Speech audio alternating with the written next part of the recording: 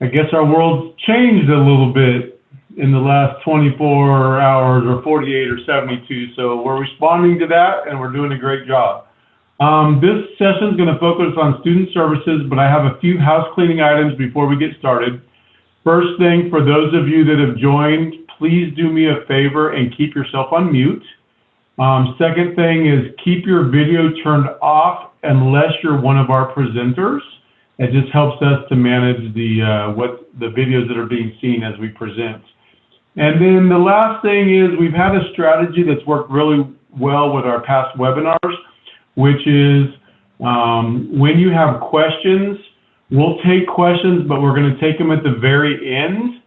And if you want to just put your questions in the chat window, we'll then watch that chat window, repeat the questions, and share them with everybody, because we do have people that are just joining by phone and they can't see the chat window. So with that, we're going to get started, and I'm going to hand it off to our president, Sonya Christian. Good afternoon, everyone, and welcome to our fourth virtual forum as Bakersfield College gears up to not only provide teaching at a distance, but also provide services at a distance. Our faculty and staff are extremely committed to the success of our students, and moving to a different environment is quite the task, not only for our students, but also for all of us. So we're creating this big community effort to provide support and walk together as a team. So today, next slide, you'll be hearing from our student support services folks. We will start with Marissa Marquez, who is the Director of Counseling, and I see Marissa over there. Hi, Marissa. And you will hear from Victor Diaz, who's our faculty chair for the counseling department. He's also the vice president of our academic senate.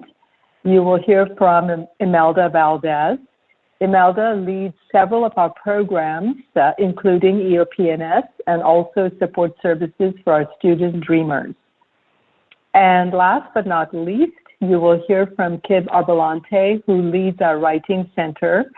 And as we know, this is a service that is utilized by our students who not only use it for their English classes, but across the curriculum.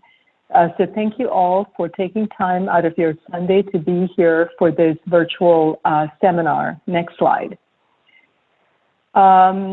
We are in business unusual, I titled it, because when Disneyland shuts down, when the LA Unified School District that serves close to 1 million students shuts down, when the California Community College Student Athletics Association declares that we will not be having any sporting events for now, NBA, NHL, MLB, and Carnegie Hall all shuts down, we know it is business unusual. So basically, the framework that we're utilizing at Bakersfield College to deal with the current circumstances is really to use a lot of common sense.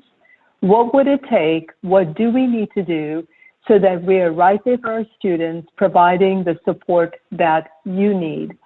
I know that we have both students as well as employees on this webinar, so welcome particularly to our students.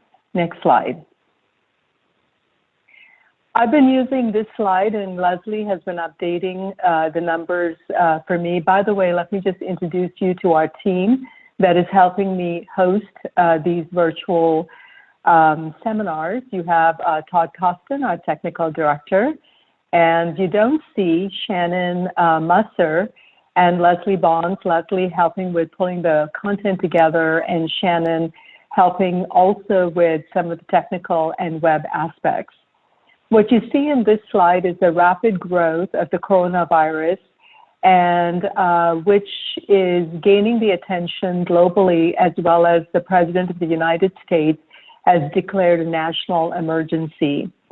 So we at Bakersfield College are responding, and we've been responding to this crisis situation for the last 2 weeks. In fact, the very first email was sent out in January when our health center, under the leadership of Cindy Collier and Nikki Damania, started tracking the coronavirus COVID-19. We triggered the incident command team on February 27th, and since then we've been hard at work. In fact, today I received texts from both Bill Mosley and Todd Coston that we have over 100 faculty at the library. Manny Mozano's texted me that the parking lots are overflowing. And so faculty are there, my dear students. They are hard at work, moving their materials to be able to provide you an excellent learning environment, even if it is not face-to-face. They're moving it to a distance to keep you safe, to keep our country safe, to keep our state safe. Next slide.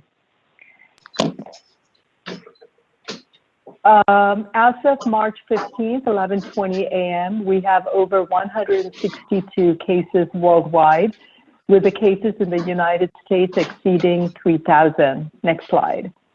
The next graph shows this is the Johns Hopkins website, which is the one that we are tracking. It's the dashboard, which is connected to the GIS system that provides real-time information.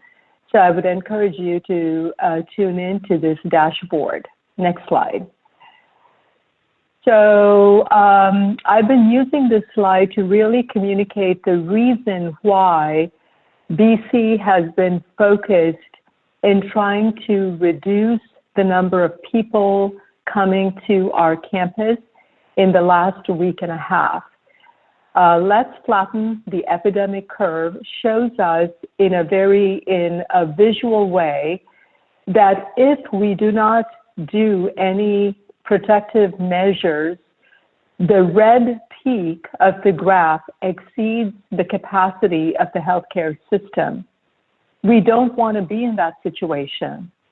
We want to be in the situation represented by the blue shaded area, where because of the protective measures that individuals take, that organizations take, that cities take, that communities take, we can really slow down the spread of the virus and therefore be able to help our healthcare system take care of the most vulnerable population.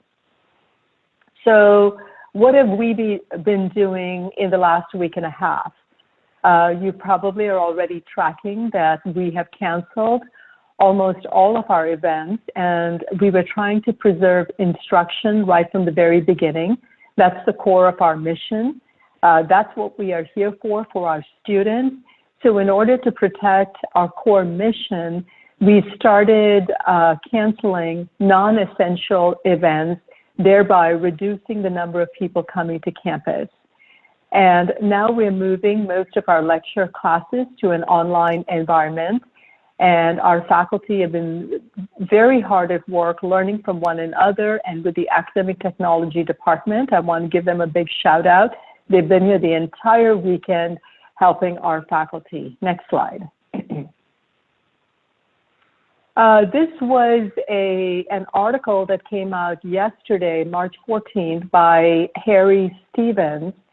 And it's a very well-written piece that has 4 simulations.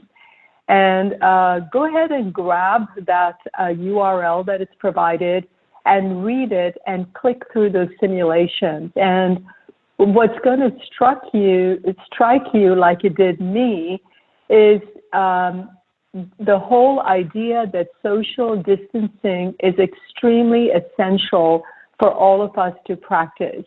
In fact, he says that moderate social distancing will usually outperform the attempted quarantine, and extensive social distancing actually works best of all.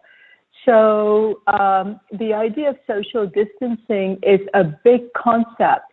It's not just for your own safety, but it is really making a contribution towards the larger public good and the larger good for the public health of our community. So we at Bakersfield College, we're taking this call to action very, very seriously and are working very hard, very diligently to move to maximizing social distancing to keep our campus, our community, our state safe. Next slide. So when we're looking at some of the data, next slide, you will see that we are not strangers when it comes to distance education. From 2014, we've been dramatically improving the number of courses we offer online. So we have gone from 10% of our total enrollments being online to, at this time, about 18% of our enrollments being online compared to 22% statewide. So we've been showing the same trend that is happening at the state, where colleges are having more and more of their students taking classes online. Next slide.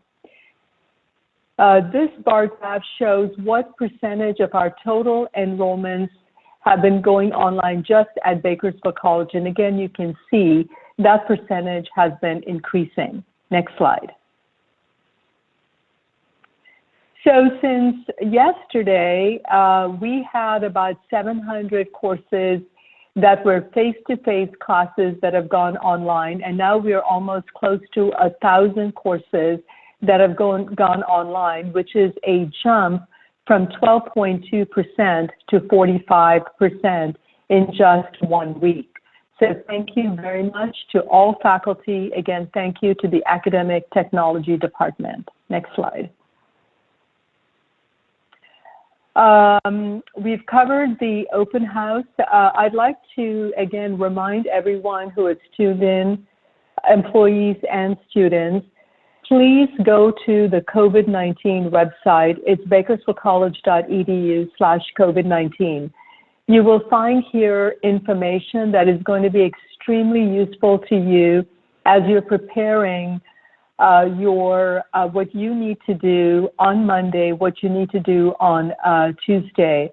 You have the daily communications that is being sent out, not only at the institutional level, but also at the departmental level. There is a frequently asked questions section that is being continues to be organized in a very thoughtful manner. And there's a section for instructional resources that provides guidance predominantly for faculty and instructional personnel, but students, you might find that helpful as well. Next slide. So I think, this is just a reminder that I'm going to continue with these virtual forums. We're going to have 2 tomorrow because there's a lot of information we want to share with you. So please tune in again for the 1 p.m. forum and the 4:30 p.m. forum.